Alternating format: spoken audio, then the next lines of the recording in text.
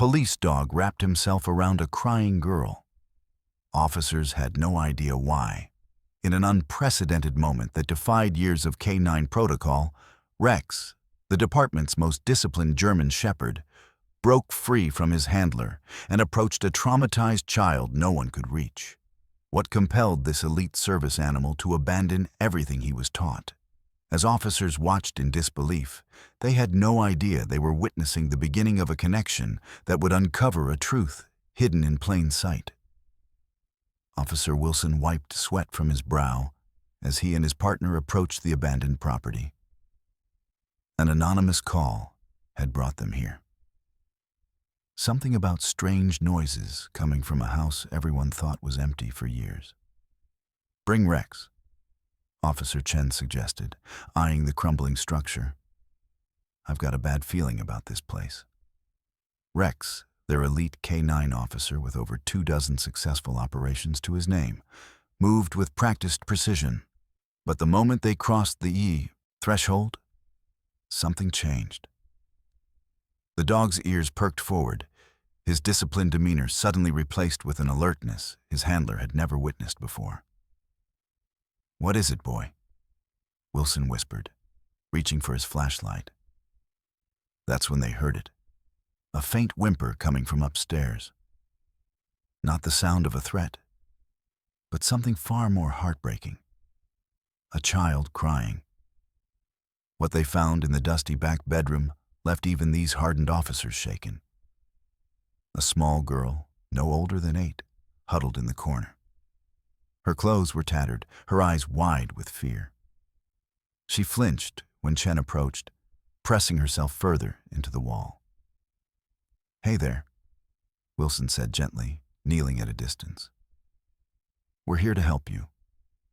Can you tell us your name?" The girl remained silent, tears streaming down her dirt-streaked face. But Rex, their perfectly trained police dog who was supposed to stay by his handler's side unless commanded, did something that left both officers stunned. He whined, softly, pulling against his leash, eyes fixed on the trembling child. "Rex, heel," Wilson commanded. But for the first time in his 7-year career, the German shepherd refused an order. "Something's not right," Chen whispered. "I've never seen him act like this." But what happened at the station would leave everyone questioning everything they thought they knew about their 4-legged officer. The fluorescent lights of the police station buzzed overhead as Emily, the name they'd coaxed from her after an hour of gentle questioning, sat motionless on the vinyl chair. Social services had been called, but the caseworker was still an hour out. A female officer had brought the child a sandwich and juice box that remained untouched on the table. "She hasn't said another word since telling us her name," Officer Chen reported to the sergeant. "Medical's concerned about her unresponsiveness. They think she might be in shock." From his designated spot near the door, Rex hadn't taken his eyes off the girl. His usual relaxed station posture was replaced with an alert vigilance that had Officer Wilson puzzled. "I've never seen him fixate like this," Wilson muttered. "It's like he's waiting for something." The child psychologist they'd called in tried every approach in the book.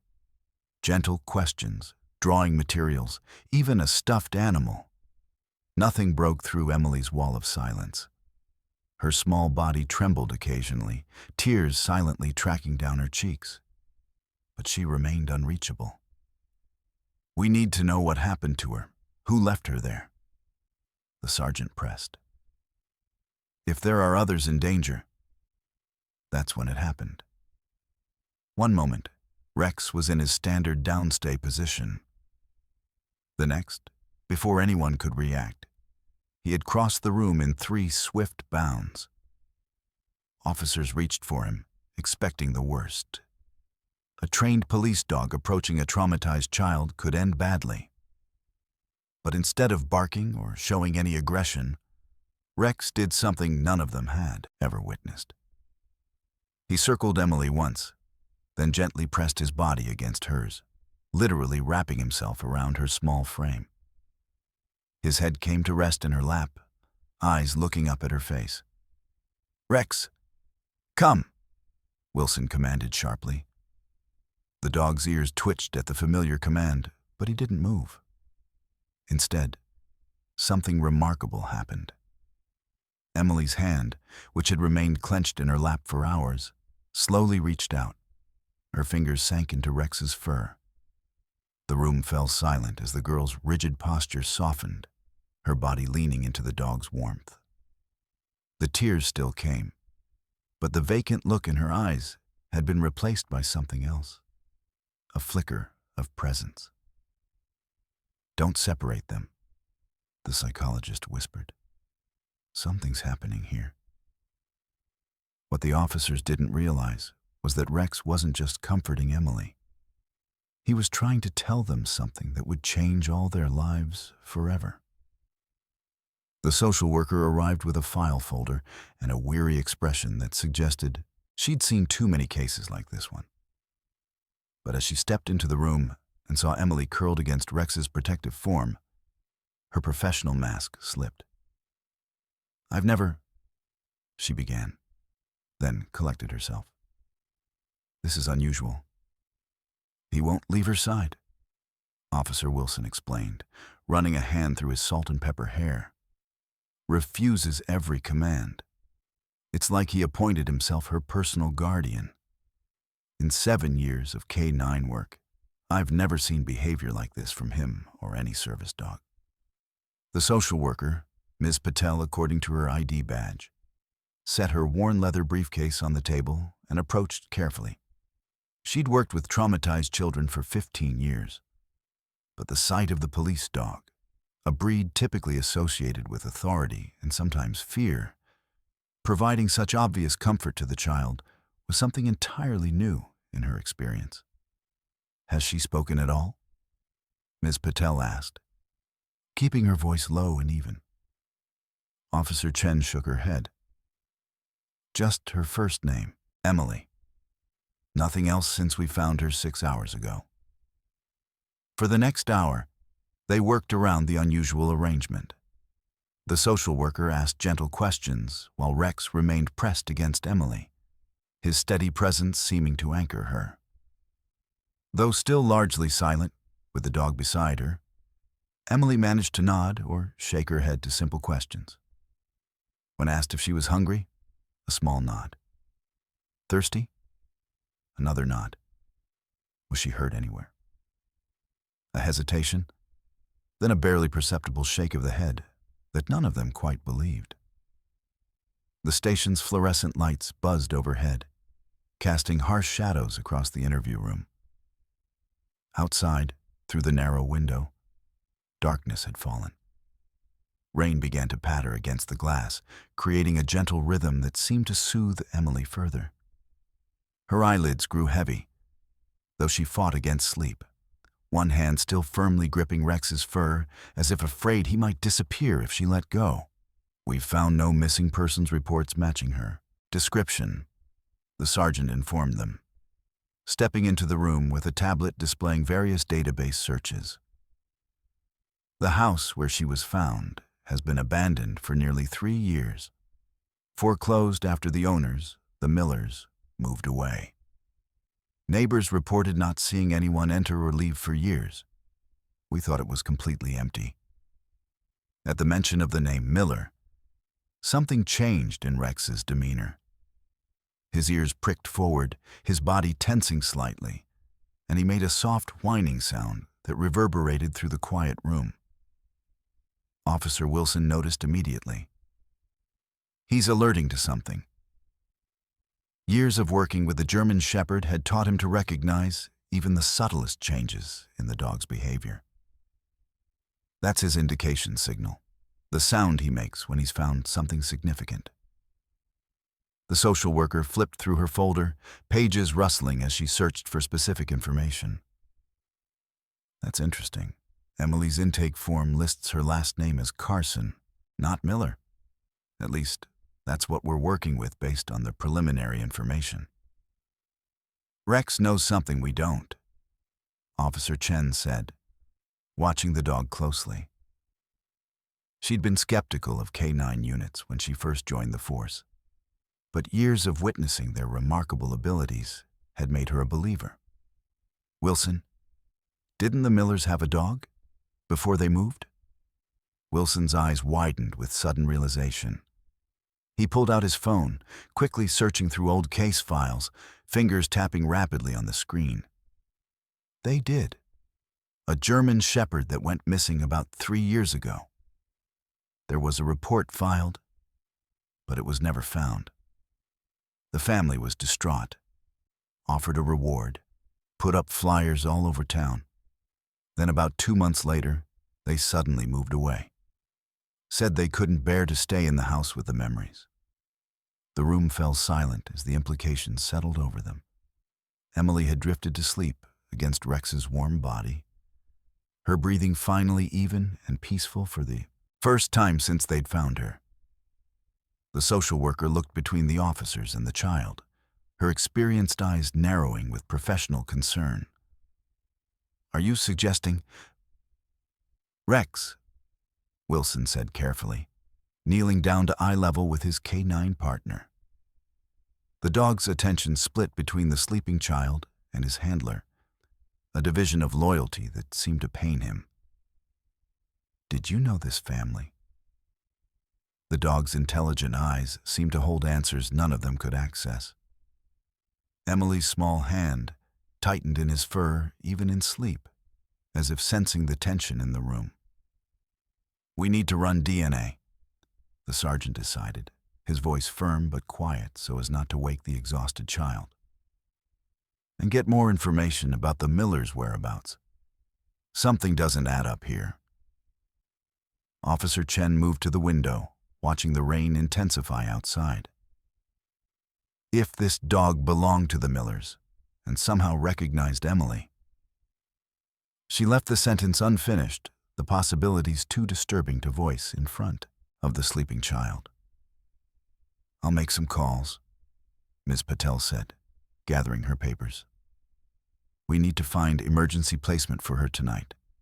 A foster home with experience handling trauma cases."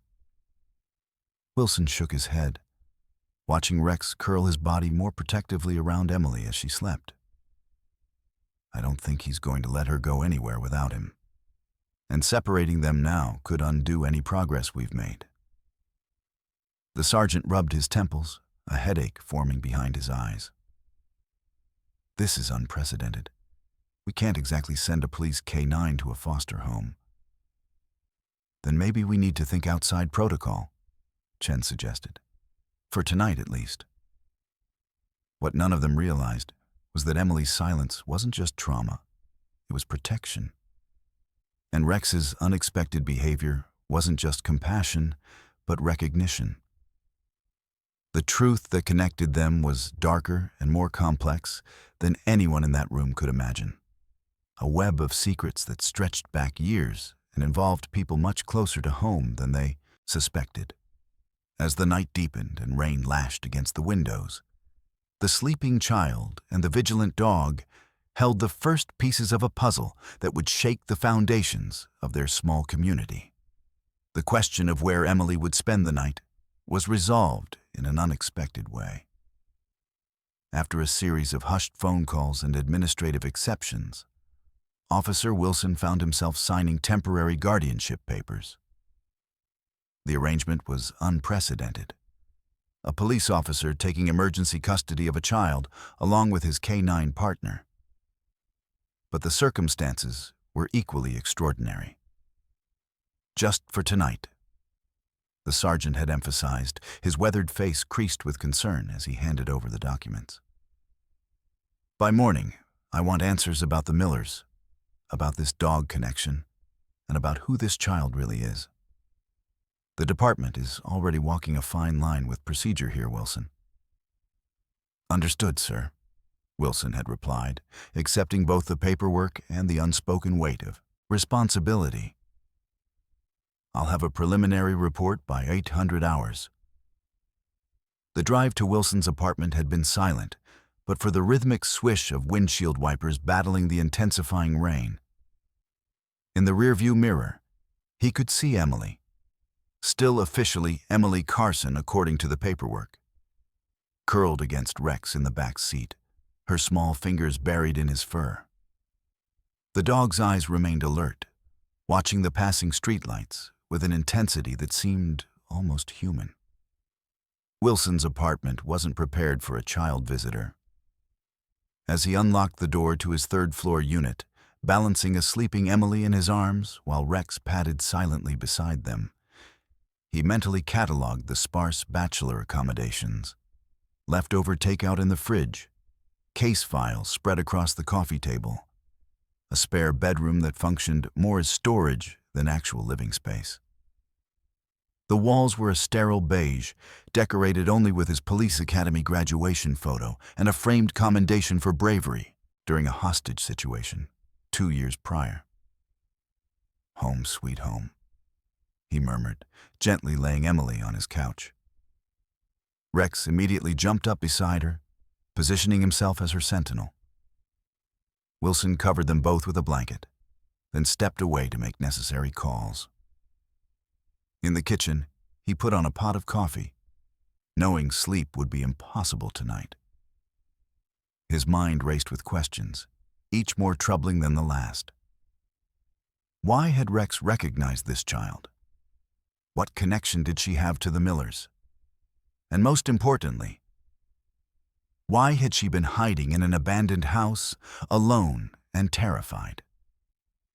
Wilson pulled out his phone and scrolled through the digital case file that had been hastily assembled.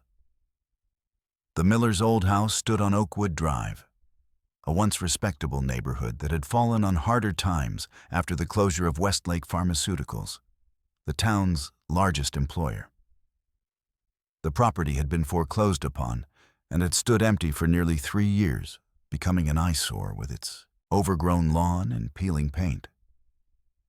The neighbors had complained about teenagers occasionally breaking in, but no one had reported seeing a young child. He zoomed in on the family photo attached to the original missing dog report.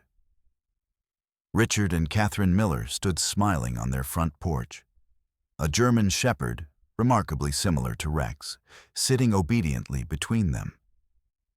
There was no child in the picture. It was past midnight when his phone buzzed. Officer Chen's voice came through, tense with urgency.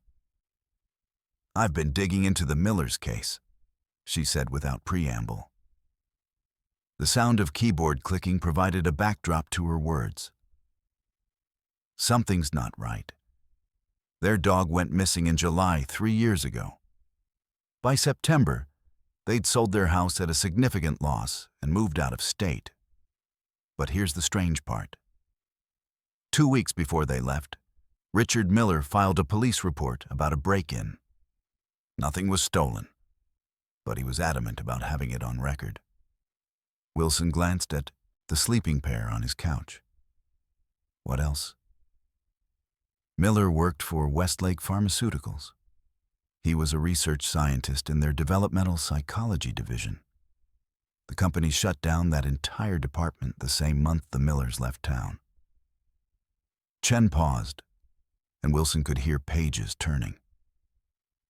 According to his personnel file, which took some creative access to obtain, Miller was working on something classified. The project name was redacted even in the company's internal documents. A chill ran down Wilson's spine. Any connection to the name Carson?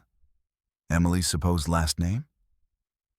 That's where it gets interesting, Chen replied, her voice dropping lower. Dr. Eleanor Carson was the director of that research division. She disappeared around the same time. Her car was found abandoned at River Point Cliff. They never recovered a body, but it was ruled a suicide after they found a note. The handwriting analysis was conclusive, but the circumstances were unusual. Unusual how? Wilson pressed, moving to the window to watch the rain lashing against the glass. Carson had just received a major grant renewal. Colleagues described her as excited about her research, not depressed. And 3 days before her disappearance, she filed for an emergency patent on something called Protocol E7. The patent application was later withdrawn by Westlake's legal team. Wilson's mind raced, connecting fragments that had seemed disparate just hours ago. So Miller and Carson worked together, and now we have a child named Emily Carson found in the Millers' old house, with a dog that seems to recognize something about both names. There's more, Chen continued, the sound of typing growing more intense. I found an old newspaper article about Westlake's research. They were developing some kind of experimental therapy involving animal companions for traumatized children, using dogs to help kids recover from PTSD and other psychological conditions. But there were ethical concerns raised by a whistleblower, something about the intensity of the bonds being formed and potential neurological side effects. Side effects, Wilson echoed, turning to look at Rex, who was watching him with those intelligent eyes that sometimes seemed to understand far more than a dog should. The article doesn't specify. The whistleblower complaint was sealed after Westlake made a substantial donation to the University Ethics Board investigating them. Chen's disgust was evident in her voice. Corporate science at its finest. Any mention of children involved in the research? Not directly, but there's a photo of Carson receiving an award. In the background, there's a wall of children's drawings. One is signed Sarah M. and shows a little girl and a dog. The dog's name is written as Max. Wilson felt the hairs on his neck rise. Get me everything you can on that research. And Chen? Keep this between us for now. Something tells me this goes deeper than we thought. Already ahead of you, she replied. I've been using my personal laptop, not department resources. And Wilson? Be careful. The Westlake case files have been accessed recently from within our system. Someone else is looking into this too. After hanging up, Wilson stood in the kitchen doorway, watching the sleeping child and dog. The rain outside had intensified, occasional flashes of lightning illuminating the room in brief, stark bursts.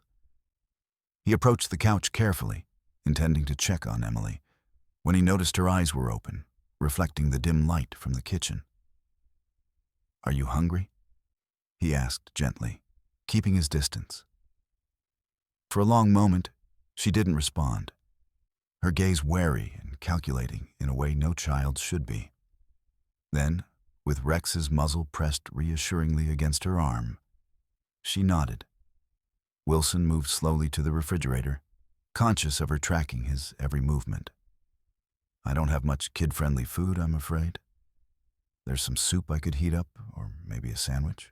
Soup, please, came the whispered reply, so faint he almost missed it. As Wilson warmed up chicken noodle soup in the microwave, the only child-appropriate food he could find in his bachelor pantry. He maintained a careful, non-threatening posture. Years of police work had taught him how to appear harmless to frightened witnesses. My name is David, he offered, using his first name rather than his title. I know this is all pretty scary, but you're safe here. Rex seems to really like you. At the mention of the dog's name, something flickered across Emily's face, a shadow of recognition, quickly suppressed. She ran her fingers through the German shepherd's fur in a practiced motion, finding a spot behind his ears that made the dog lean into her touch. He's a good dog, Wilson continued, stirring the soup. Best partner I've ever had. Been with me for almost 3 years now. The girl's hand stilled momentarily, then resumed its rhythmic petting. Wilson noted the reaction, but didn't press. Instead, he poured the soup into a bowl and placed it on the coffee table with a spoon and some crackers he'd found in the back of a cupboard. Careful, it's hot, he warned, stepping back to give her space. Emily sat up slowly, her movements cautious as if expecting pain. Rex adjusted his position beside her, remaining pressed against her side as she reached for the soup. Wilson noticed her hands were clean despite having been found in an abandoned house. She'd been taking care of herself somehow. As she ate, taking small, careful spoonfuls, Wilson settled into an armchair across from her. "How long were you in that house, Emily?" She paused, spoon halfway to her mouth, then continued eating without answering. "It's okay if you don't want to talk about it," he assured her. "But I want to help you, and to do that, I need to understand what happened." After finishing half the bowl, Emily set the spoon down. Her eyes, which had been downcast, suddenly lifted to meet Wilson's with startling directness.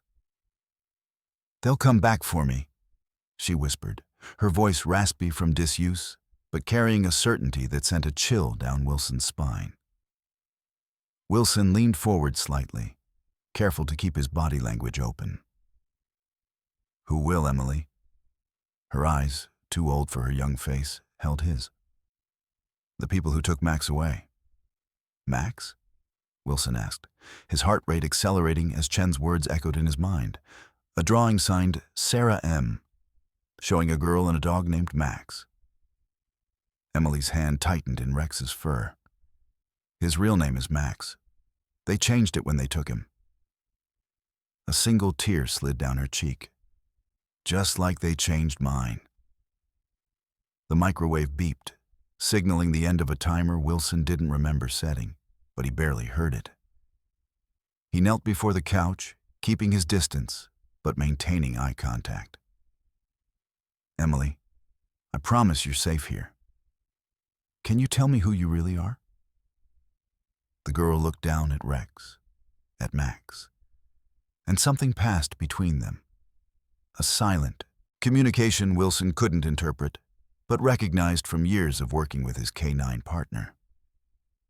When she looked up again, determination had replaced fear in her eyes. "My name is Sarah.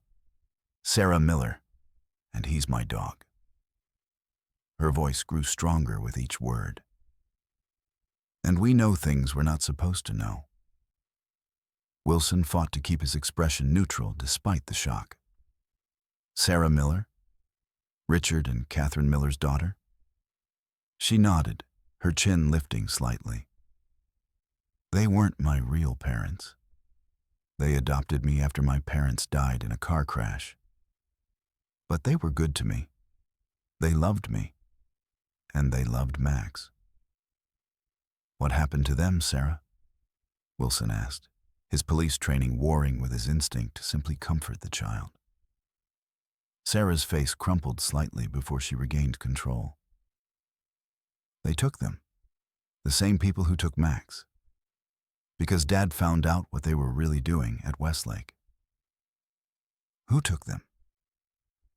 "The men in gray suits. They came to our house one night. I was supposed to be asleep, but I heard shouting. When I peeked downstairs, they were putting something in Dad's neck, a needle. Mom was already on the floor." Sarah's voice had taken on a detached quality, as if she were reciting something memorized rather than reliving a trauma. "Max tried to protect them. He bit one of the men. That's when they took him too." "And you?" Wilson prompted gently. "I hid in the secret place Dad built for me, behind my closet wall. He always said if anything bad happened, I should hide there and not come out until he came for me." Sarah's voice hitched, but he never came. "How long did you hide?" 3 days, until I got too hungry and thirsty. When I came out, the house was empty. Mom and Dad were gone. Max was gone." She swallowed hard. "I was alone." "Why didn't you tell someone? A neighbor? The police?"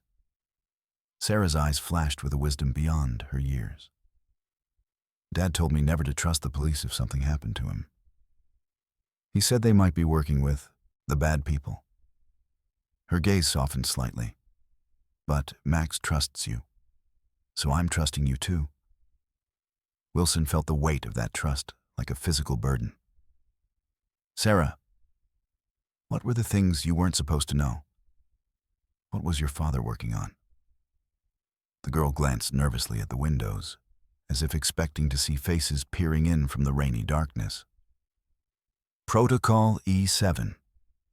It was supposed to help children who had bad things happen to them, using dogs to make special connections in their brains. But something went wrong. Wrong how? Sarah's hand moved to a specific spot behind Max's ear, and the dog's eyes closed briefly in what looked almost like bliss. The connections got too strong. The dogs and kids could feel each other, know what the other was thinking sometimes. Her voice dropped to a whisper. They weren't supposed to be able to do that. It scared people. Wilson struggled to process this information, which sounded more like science fiction than reality. Yet, the Ardite's evidence was before his eyes. The unmistakable bond between this child and a dog that had been his trusted partner for years. A dog that had suddenly and inexplicably broken years of training to protect a stranger. Sarah, how did you find Max again? And why were you in your old house? I wasn't looking for him, she admitted. I've been moving around, staying in empty houses. When people started asking questions at the last place, I remembered our old house was empty. I didn't know. Her voice broke. I didn't know he would find me there. But he did. He felt me. Outside, rain continued to beat against the windows, and somewhere in the distance, thunder rumbled, an ominous backdrop to a revelation that would set in motion events none of them could have anticipated.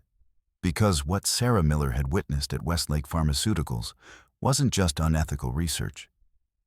It was something that powerful people would kill to keep hidden. Lightning flashed, briefly illuminating the room in harsh white light. And in that instant, Wilson saw something move outside his window. A shadow that shouldn't have been there, 3 stories up. "Get down!" he shouted, lunging toward Sarah and Max just as the window exploded inward in a shower of glass and rain. And they were already looking for her. Glass shattered across Wilson's living room floor like deadly diamonds, glinting in the sporadic flashes of lightning. In one fluid motion, he pulled Sarah and Max behind the couch, his body shielding them as something metallic clattered across the hardwood. "Smoke grenade," Wilson hissed, recognizing the distinctive hiss. Gray tendrils already curled through the apartment. "Cover your mouth and stay low." Years of police training took over. Wilson reached for his service weapon, then froze as the front door splintered inward. Silhouetted figures in tactical gear poured through both entry points, the broken window and the shattered door. Their movements precise and practiced.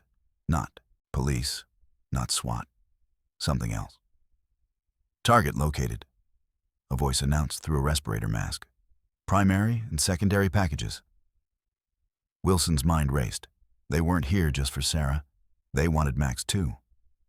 "Bathroom," Wilson whispered urgently to Sarah. "Ventilation shaft, go!" Max seemed to understand instantly, nudging Sarah toward the hallway as Wilson raised his weapon and fired 2 warning shots into the ceiling. The diversion worked. All attention turned to him as Sarah and Max disappeared down the darkened hall. "Police officer," Wilson shouted, "stand down and identify yourselves." Instead of compliance, a dart whistled past his ear, embedding itself in the wall behind him. Tranquilizer. These people weren't here to kill. They wanted captives. The smoke thickened, burning Wilson's eyes and throat.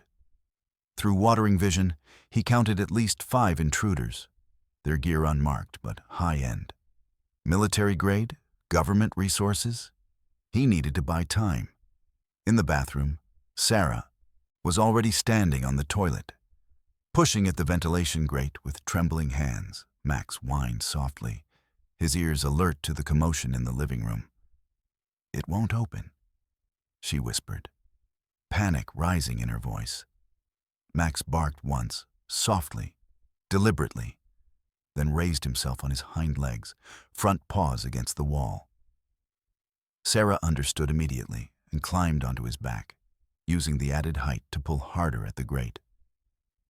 With a metallic groan, it gave way. "Officer Wilson?"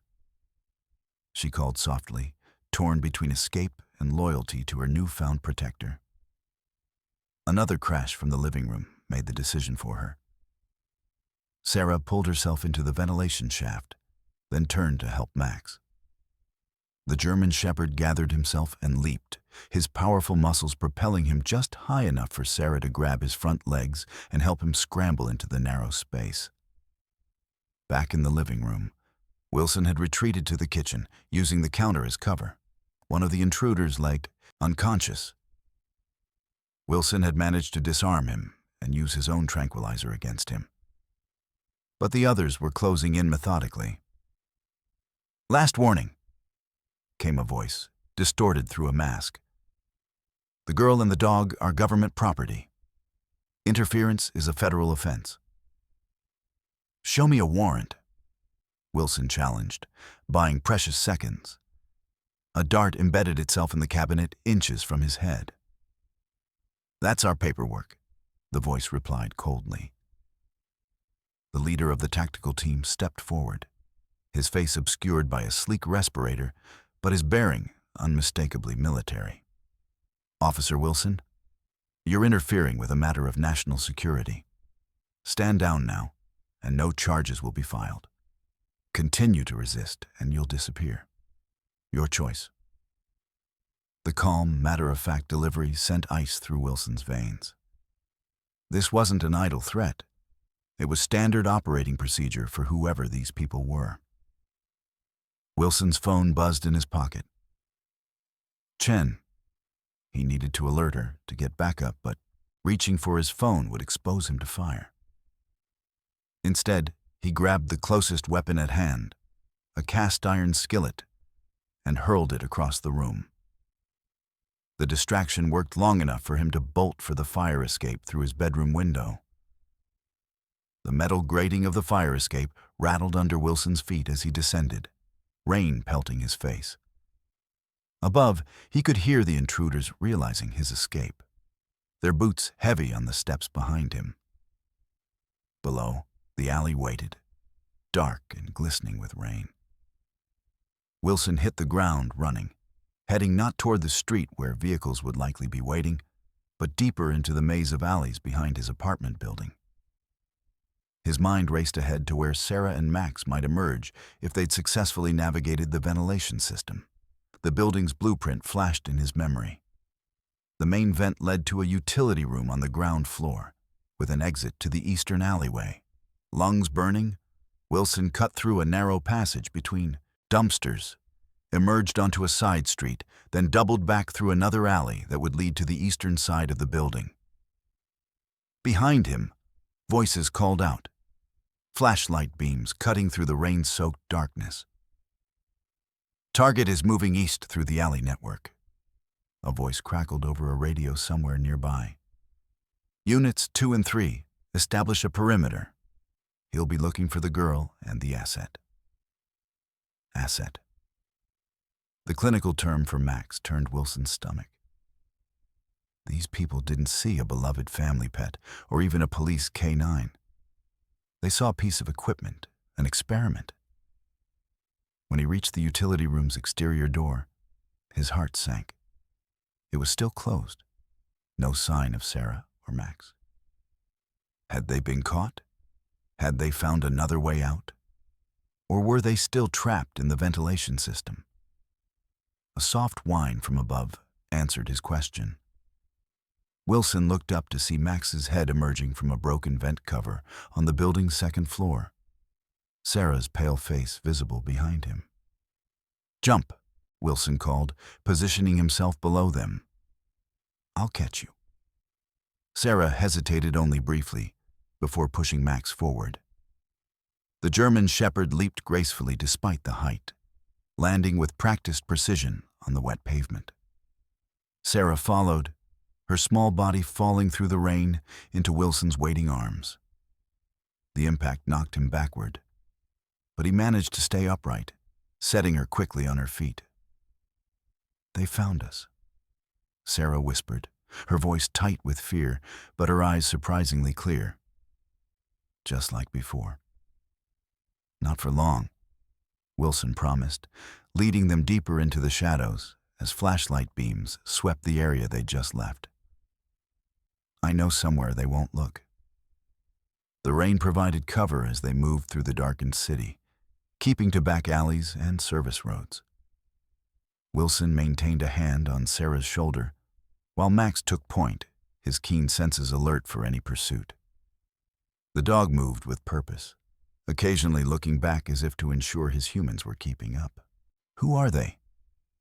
Sarah asked between breaths as they ducked behind a dumpster, waiting for a patrol car to pass. The vehicle wasn't police. It was black, unmarked, with tinted windows that reflected the streetlights like obsidian mirrors. "I don't know yet," Wilson admitted.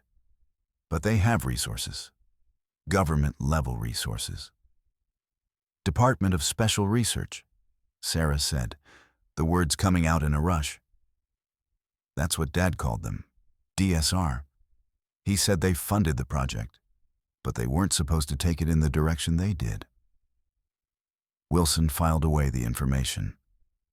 DSR wasn't an agency he was familiar with, which likely meant it operated under deep cover, perhaps as a subdivision of a known intelligence organization. After 20 minutes of tense navigation, Wilson guided them to an abandoned subway maintenance station. The entrance was concealed behind overgrown bushes, the padlock long since rusted away. He'd discovered it years ago while working a case, a perfect place to hide evidence, according to the drug dealers he'd eventually arrested. Now it would serve a different purpose. Inside, the air was musty but dry. Wilson used his phone's flashlight to illuminate their surroundings: concrete walls, a few broken chairs, an old desk covered in dust. The city had forgotten this place existed after the subway line was rerouted 15 years ago. "We'll be safe here for now," Wilson assured Sarah, helping her onto one of the sturdier chairs. Max immediately positioned himself at her feet, his body pressed against her legs in a gesture of comfort and protection. The maintenance room was larger than Wilson remembered, extending back into a series of smaller chambers once used for storing equipment. Rusted tools hung on wall hooks, and ancient electrical panels stood open, their wiring long since salvaged by scavengers. But the concrete walls were solid, and the single entrance was easily defensible. Wilson checked his phone. 3 missed calls from Chen and a text. "Wilson, answer, Depp compromised, trust no one." His blood ran cold. If Chen was right, calling for backup wasn't an option. The men in gray suits Sarah had described had reached into the police department itself. "Sarah," Wilson said gently, kneeling to meet her eyes, "I need you to tell me everything you know about Protocol E7. Everything your father told you. It may be the only way I can keep you safe." The girl looked at Max, that silent communication passing between them again. Then she took a deep breath and began to speak. "It wasn't supposed to be about mind reading," she said, her voice small but steady in the darkness. "It was about healing. Kids who'd been hurt so badly they couldn't talk about it. The dogs were supposed to help them feel safe enough to open up." Wilson nodded encouragingly. Dad was developing a medicine that would help the brain make special connections. He called them empathic pathways.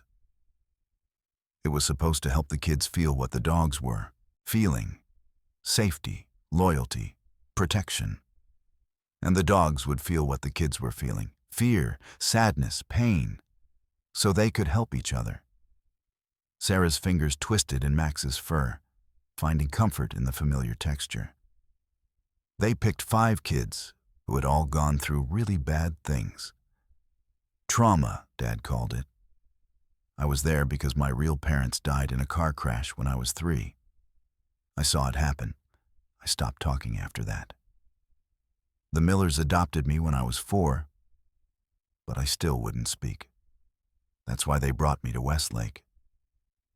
And the other children? Wilson prompted. Ellie's mom hurt her really badly. Burned her with cigarettes. Tomas saw his dad get shot in a robbery. Zach's parents were in a cult that did terrible things to him. And May lost her whole family in a house fire. Sarah recited the traumas with a detachment that spoke of her own clinical upbringing. We were all matched with dogs that had been specially bred and trained for the program. Max was your match, Wilson said, watching the German shepherd's attentive posture. Sarah nodded. He was the youngest of the dogs, just a puppy really. But he was special from the beginning. The trainers said he had the highest empathy scores they'd ever seen in a canine subject. And the medicine your father developed, what did it do exactly? It was supposed to enhance the limbic system, that's the emotional part of the brain, make it more receptive to the emotional states of others. But something happened during the experiments. The dogs and kids started connecting more than they were supposed to. Dad said it was because the medicine affected our neural pathways differently than they expected. She stroked Max's head absently. The first time it happened was with me and Max.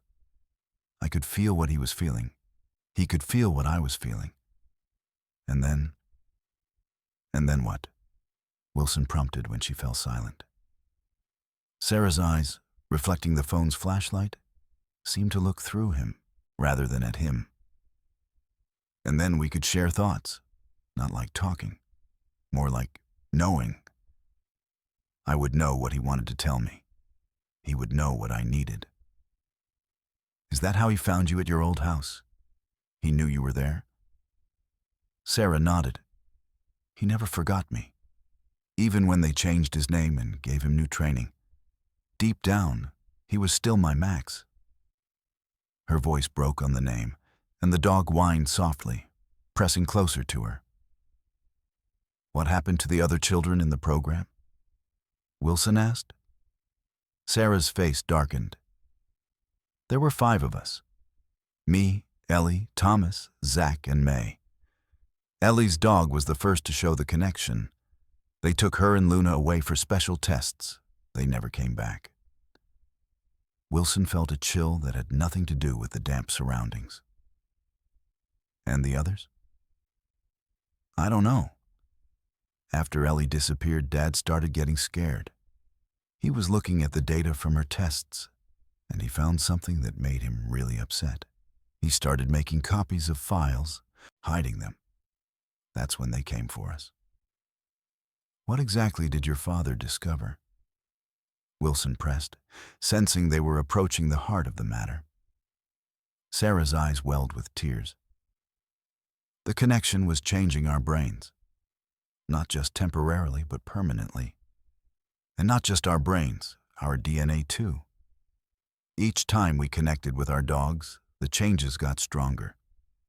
Dad said it was like our bodies were trying to become more compatible with each other. Compatible how?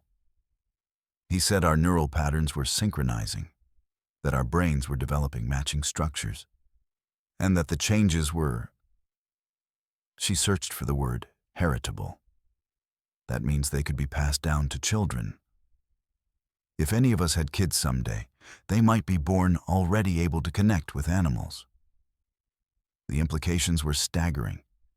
If what Sarah was describing was real, a neurological connection between children and animals that allowed for some form of telepathic communication, and one that could potentially be inherited, the scientific and military applications would be enormous and dangerous. Sarah, do you know where your father might have hidden those files? The girl hesitated, then slowly nodded. There's a place. Dad called it the insurance policy.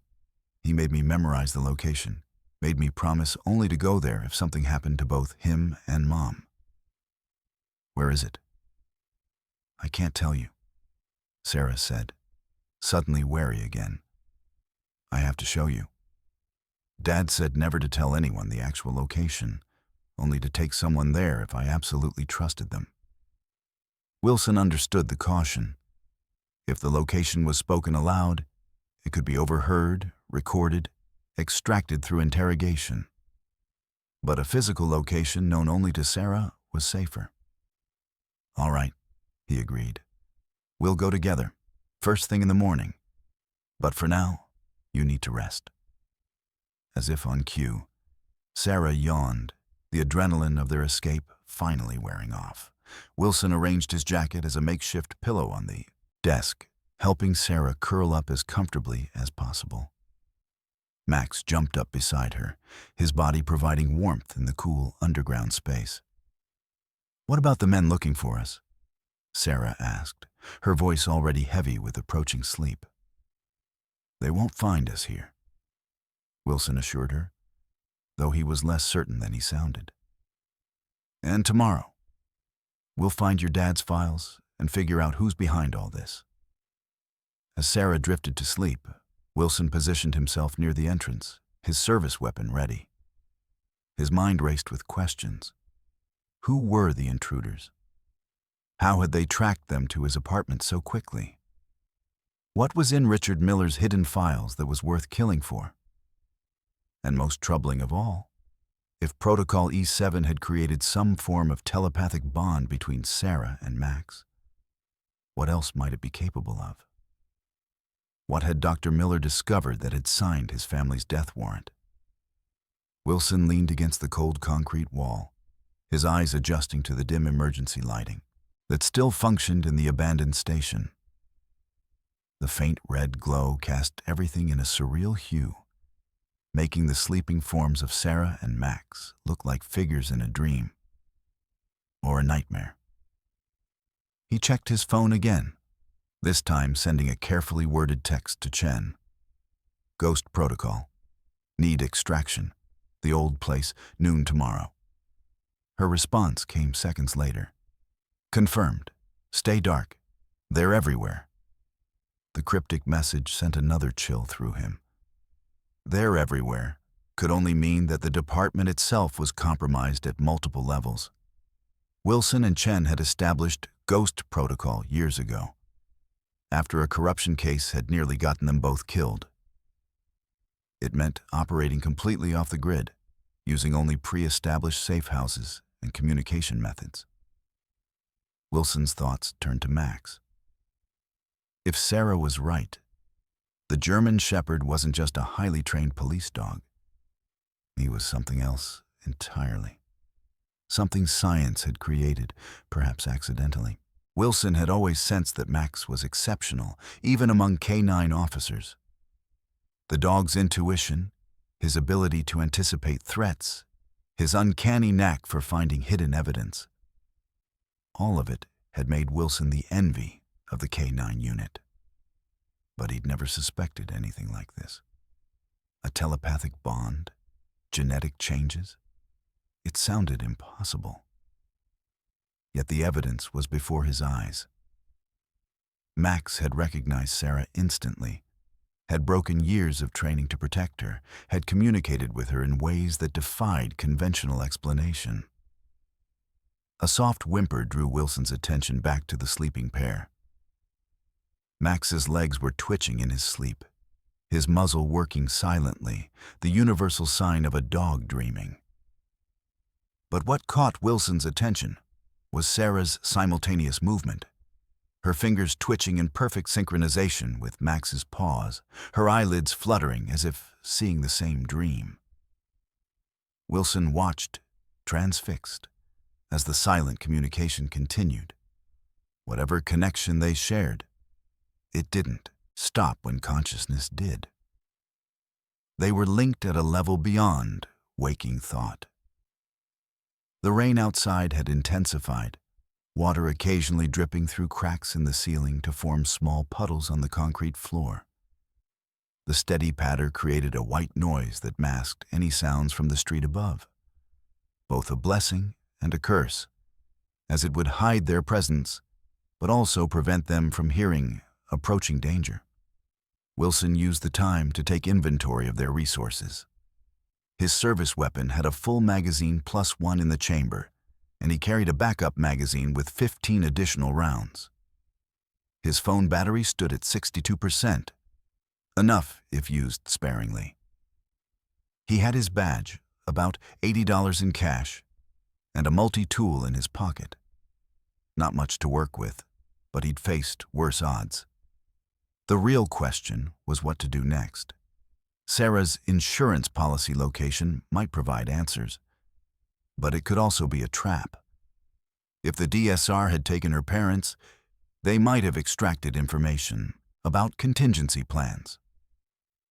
On the other hand, if Richard Miller had been as careful as he seemed, the hidden files might contain exactly what they needed: evidence of illegal experimentation, documentation of the protocol, perhaps even proof of who had authorized it. Wilson's thoughts were interrupted by a distant sound, the distinctive whoop of police sirens, several of them, moving in their direction. He tensed, hand tightening on his weapon, but the sirens passed overhead without slowing.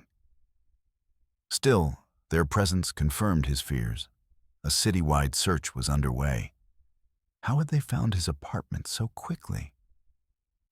The answer came to him with sickening clarity. Max. If the dog had been part of the Protocol E7 program, he might have been implanted with a tracking device.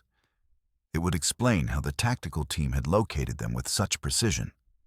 Wilson moved quietly to where Max slept and ran his hands carefully over the dog's body, feeling for any unusual bumps or scars that might indicate an implant.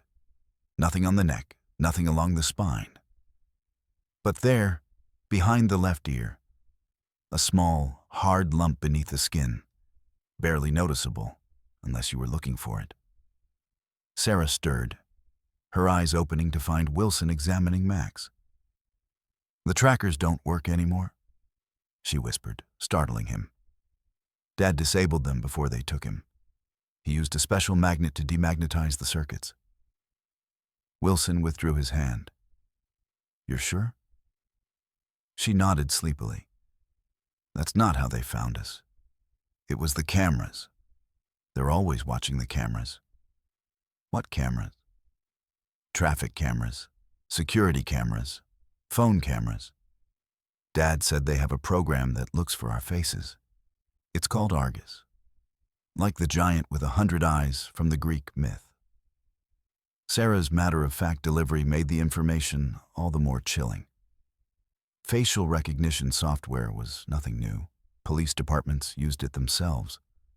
But a system with access to every camera in the city. That suggested resources far beyond normal law enforcement. NSA-level surveillance. "How do we avoid these cameras?" Wilson asked, realizing that Sarah, despite her youth, might know more about their pursuers than he did. "We can't," she said simply. "Not completely. But Dad taught me some tricks." She pointed to her face. "Baseball caps pulled low, sunglasses, even at night. Walk with your head down. And this is important. Change your gait. The way you walk is almost as identifying as your face." Wilson was impressed.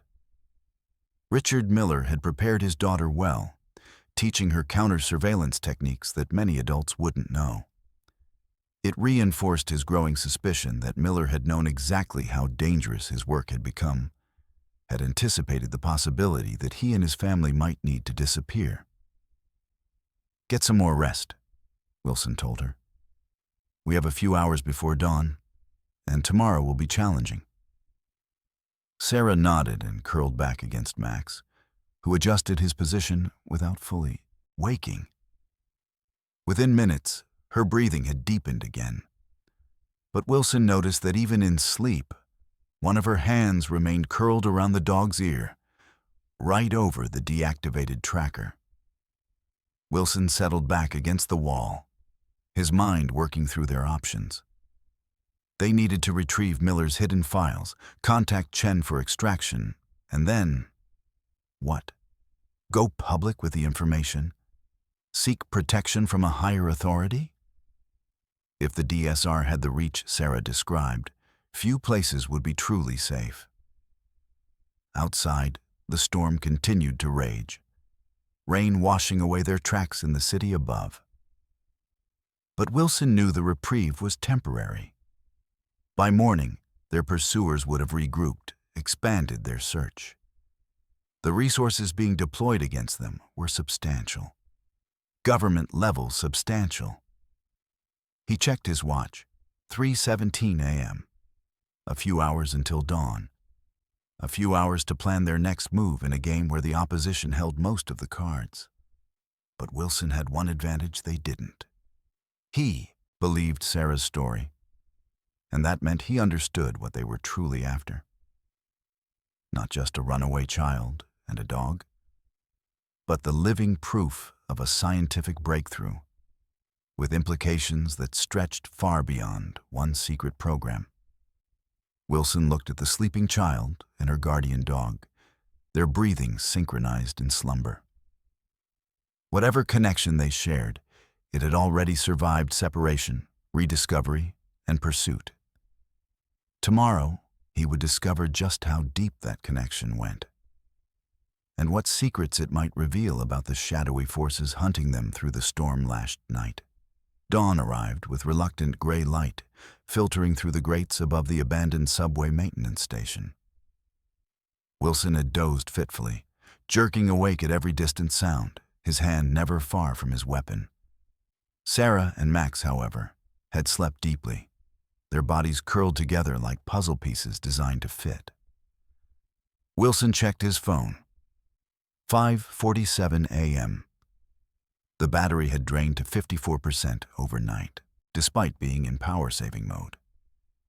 He had switched it to airplane mode after texting Chen, unwilling to risk the signal being traced, but even so, the device's lifespan was limited. They would need to move soon. As if sensing his thoughts, Max's eyes opened, alert and focused immediately. The German shepherd lifted his head, ears pivoting to catch any sounds from above, nostrils flaring as he processed the scents around them. Satisfied they were still alone, he gently nudged Sarah awake. "Morning already?" she murmured, rubbing sleep from her eyes. Despite the circumstances, she looked better than she had the night before. A night of uninterrupted sleep had restored some color to her cheeks, some brightness to her eyes. "We need to move soon," Wilson said, offering her a stick of gum, the closest thing to breakfast he had on him. "The longer we stay in one place, the more likely they are to find us." Sarah accepted the gum, her movements deliberate and controlled as she unwrapped it. "They'll be watching the train stations and bus terminals and the highways leaving the city." Wilson nodded. "Which is why we're not leaving the city. Not yet." He knelt down to her eye level. "Sarah, before we go to your father's insurance policy, I need to know what we might find there. Is it just documents? Computer files? What exactly did your father hide?" Sarah's eyes met his, then flicked to Max and back again. "It's everything. All his research on Protocol E7, the original formula, the genetic sequencing data, and…" She hesitated. "The names." "Names?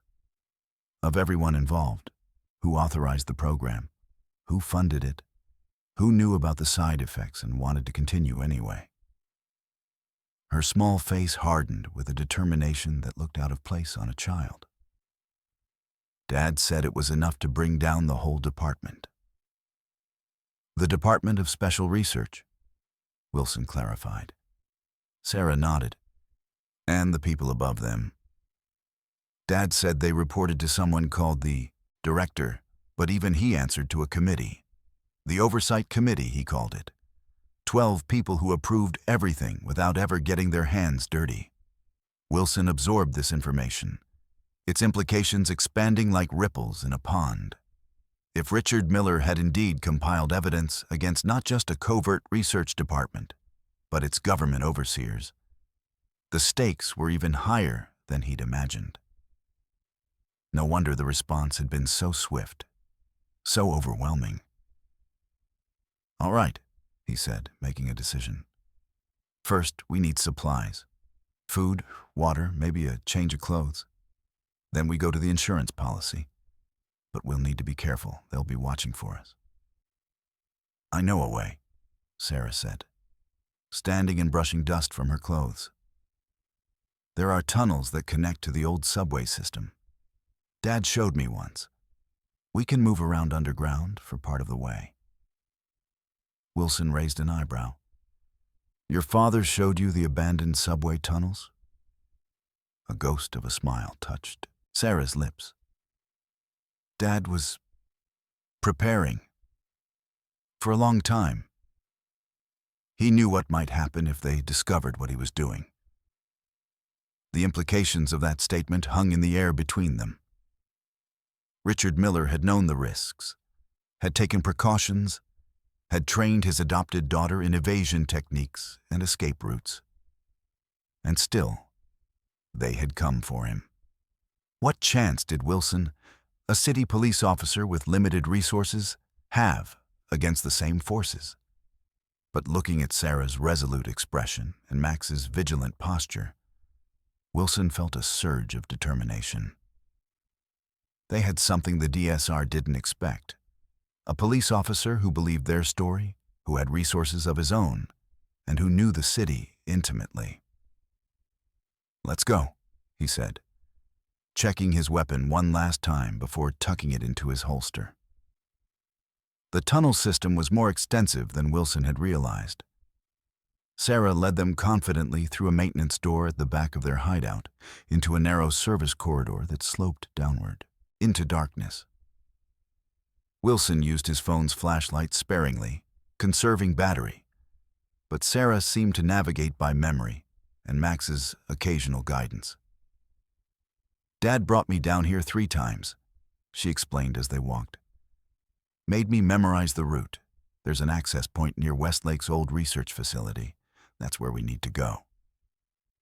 "The insurance policy is at Westlake?" Wilson asked, surprised. "Isn't that the first place they'd look?" Sarah shook her head. "Not at Westlake. Under it, there's a sub-basement that wasn't on the official blueprints. Dad converted a storage room into a secure vault. He said it was the last place they'd look because it was too obvious. The logic was counterintuitive but sound.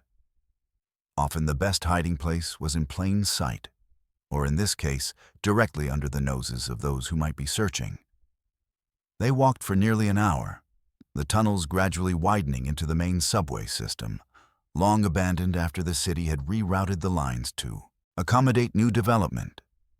Ghostly platforms appeared occasionally, covered in graffiti and debris, silent testimonies to a busier past. Max led the way now, his acute senses more reliable than human navigation in the dim light.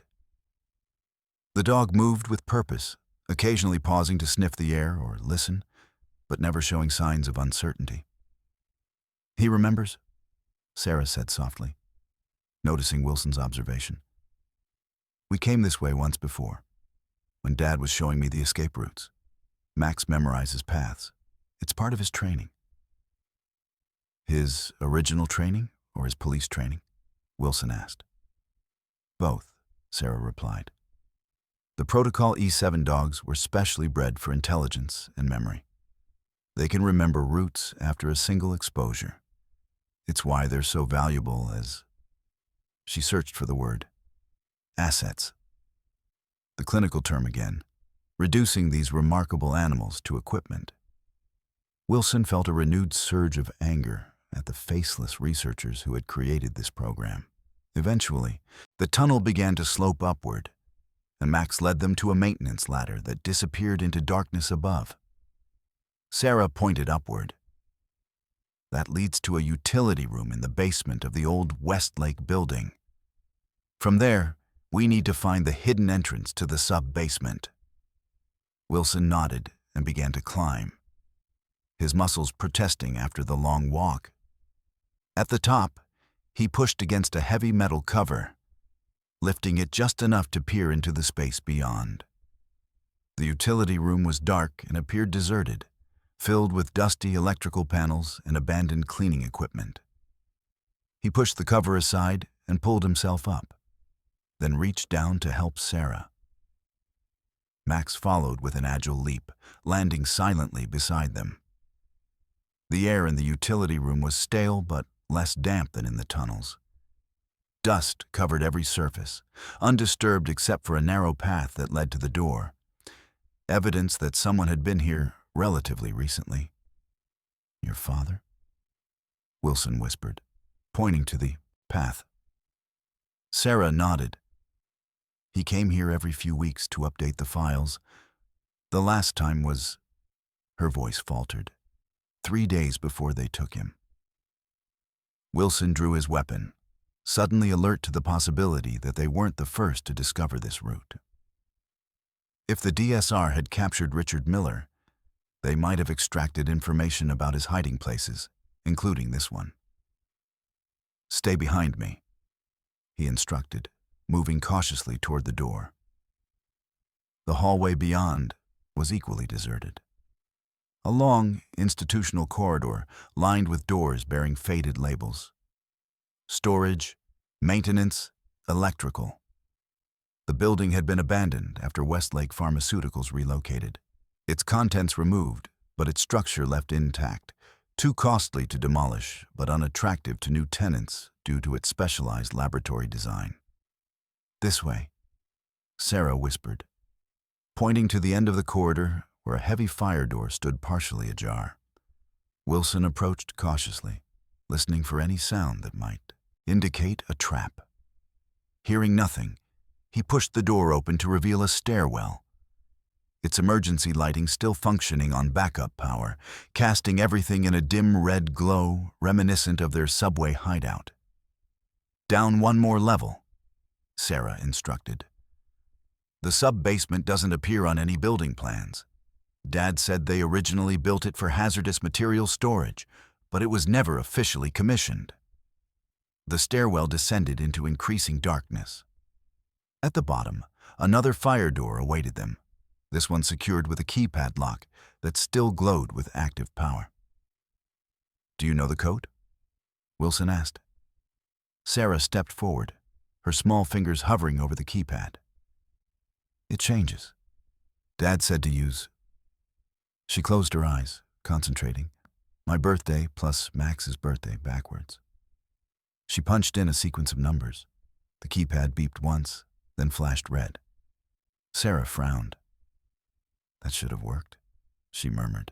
Then her eyes widened. "Unless..."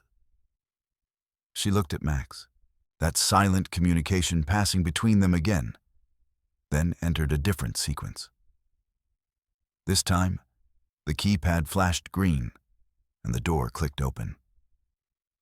"What did you change?" Wilson asked as they stepped through. "I used his real birthday, not the one on his official records. The DSR falsified all the dog's information when they distributed them to different agencies. Max is actually 8 months older than his police file says." The level of detail in the deception was impressive and disturbing. How many other facts had been altered? How many records falsified to hide the traces of Protocol E7? Beyond the door lay a short corridor ending in what appeared to be a storage room. Metal shelving lined the walls, holding dusty boxes and forgotten equipment. Nothing that looked like a secure vault. Sarah walked directly to the back wall, where a large metal cabinet stood. "It's behind here," she said, attempting to push the cabinet aside. It didn't budge. Wilson stepped forward to help, but Max was faster. The German shepherd placed his paws against the cabinet's side and pushed, his powerful muscles straining. Wilson added his strength, and slowly, the cabinet began to move, revealing a small door built into the wall behind it. This door had no keypad, only a traditional lock. Sarah reached up to the top of the door frame, feeling along its edge until she found something, a small key taped to the metal. Dad always said the best place to hide a key is right next to the lock, she explained, fitting it into the door, because no one looks there. The lock turned with a solid click, and the door swung inward to reveal a space no larger than a walk-in closet. But what it contained made Wilson's breath catch. The walls were lined with filing cabinets. A small desk held a computer setup, CPU, monitor, keyboard, all connected to an uninterruptible power supply that hummed softly. Most striking were the photographs and documents pinned to a large corkboard that occupied the entire back wall. A complex web of connections marked with red string, like something from a detective's investigation room. And at the center of it all, a photograph of 12 people seated around a conference table, their faces clearly visible, names printed neatly beneath each one. "The Oversight Committee," Sarah said, her voice barely above a whisper. "The people who approved everything." Wilson stepped closer, examining the faces. He recognized several: a senator, a tech billionaire, a retired general. People of influence and power, whose connection to a covert research program would be explosive if revealed. "Your father documented everything," Wilson said, impressed despite the danger this knowledge represented. Sarah nodded, moving to the computer. "It's all here. The formula for Protocol E7, the test results, the genetic modifications." She looked up at Wilson, her eyes suddenly older than her years. And what they were really planning to use it for. Which was, Sarah's hand reached for Max, finding comfort in his solid presence. They called it the Sentinel program. They wanted to create human-animal pairs that could be deployed for military and intelligence operations. Soldiers with animal partners who could communicate telepathically. Spies who could use animals as surveillance without any electronic equipment that could be detected. Wilson felt a chill run through him. And the children? Where did they fit into this plan? We were just the test subjects. Once they perfected the formula, they were going to use it on adult soldiers. Sarah's voice caught. But it only worked on children.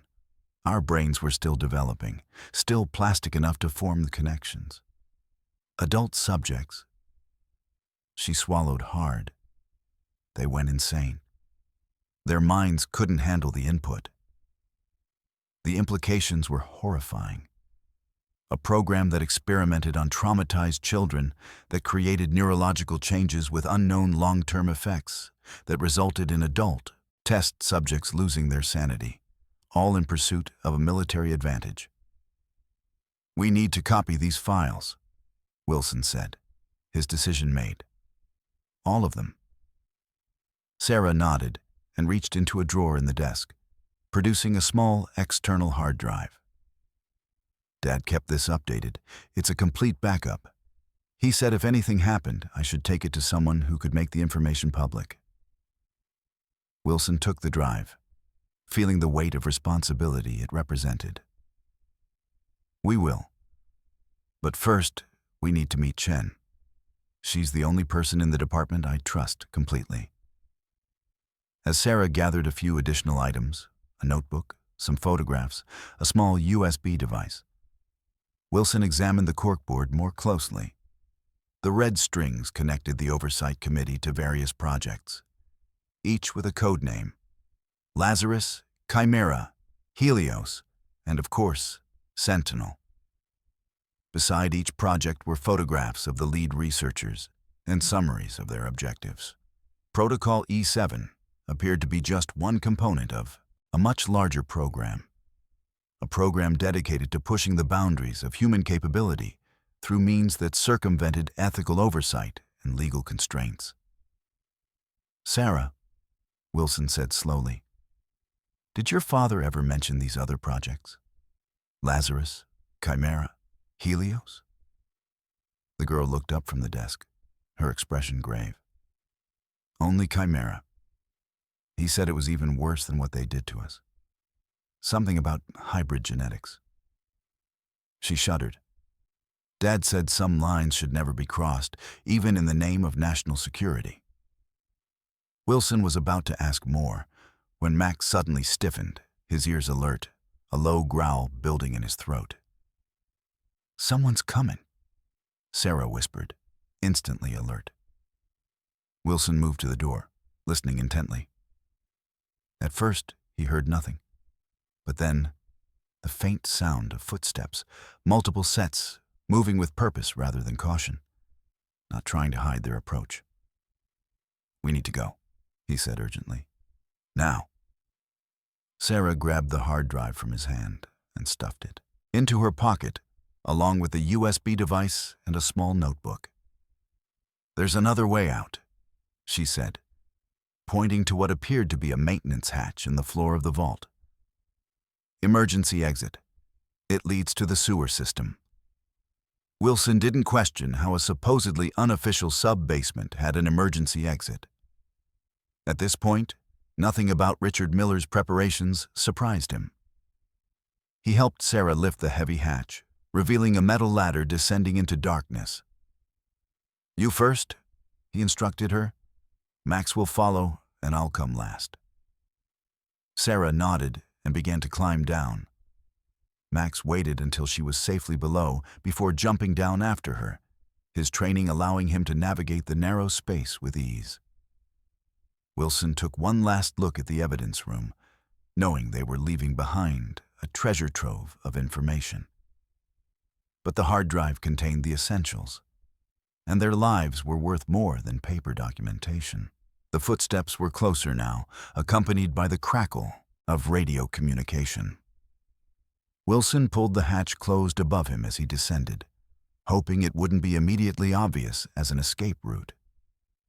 The sewer tunnel was narrow, but tall enough to stand in, its curved walls slick with moisture. A faint light emanated from Sarah's position. She had produced a small LED flashlight from somewhere. "This way," she whispered, already moving with confidence through the tunnel. "It connects to the main sewer line about half a mile from here. From there, we can access a drainage outlet that leads to the river." Wilson followed, impressed yet again by the thoroughness of Richard Miller's preparations. The man had mapped escape routes, secured evidence, created contingency plans, all while working within the very organization he was documenting. It spoke to both his foresight and his courage. They moved as quickly as the slippery footing would allow, the sounds of pursuit fading behind them. Max stayed close to Sarah, occasionally whining, softly, communicating something only she could understand. "He says they're using thermal imaging." Sarah translated, her voice tight with tension. "They found the vault." Wilson didn't question how Max could know this. He'd seen enough to accept the reality of their connection, however impossible it seemed.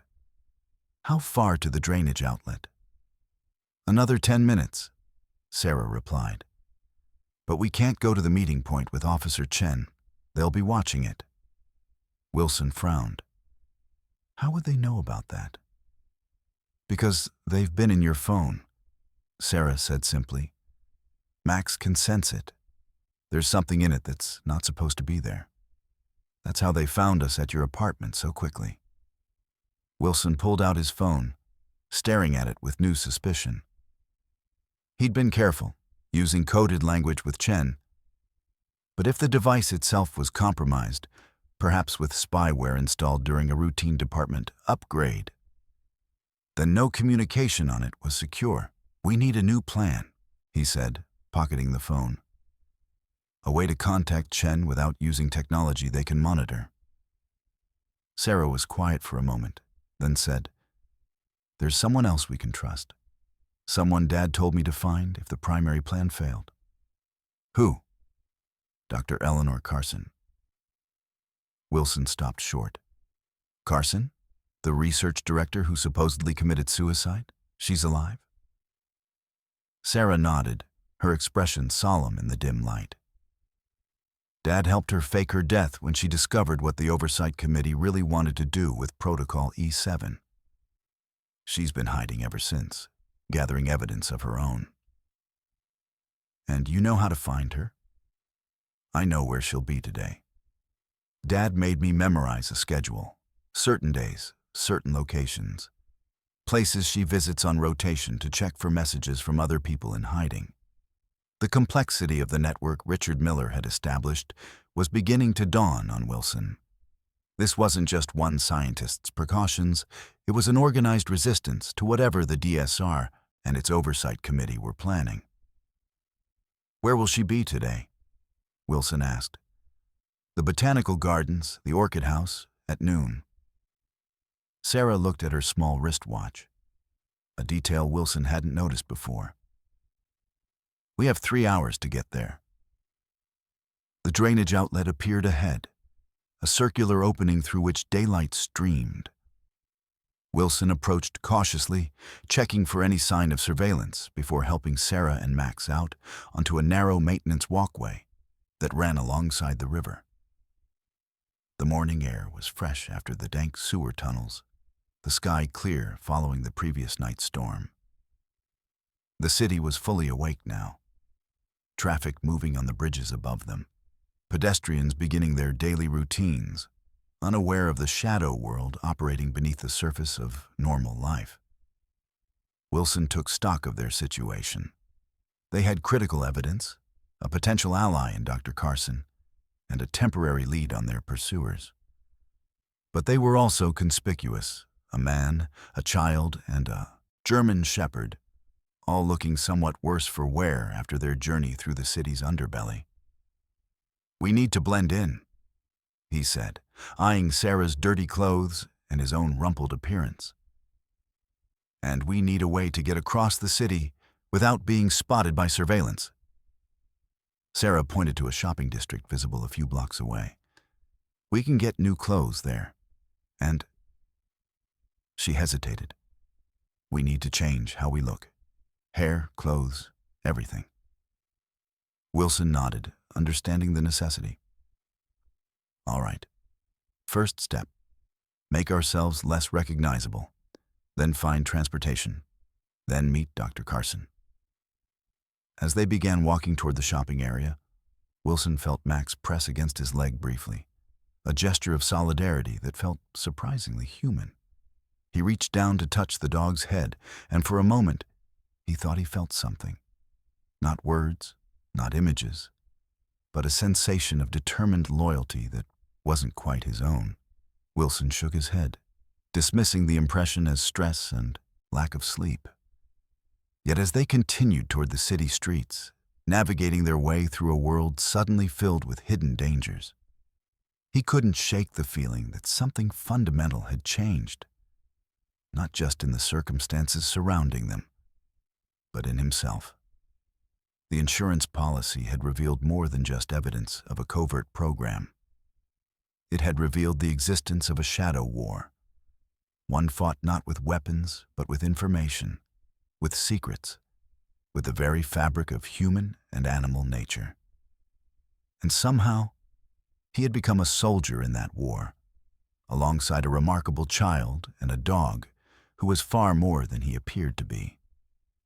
As they stepped onto a busy sidewalk, merging with the morning crowd, Wilson made a silent promise to Richard and Catherine Miller, wherever they might be. Their daughter would not face this fight alone. The truth they had sacrificed everything to protect would not remain buried. And Protocol E7, with all its terrible implications, would finally be exposed to the light of day.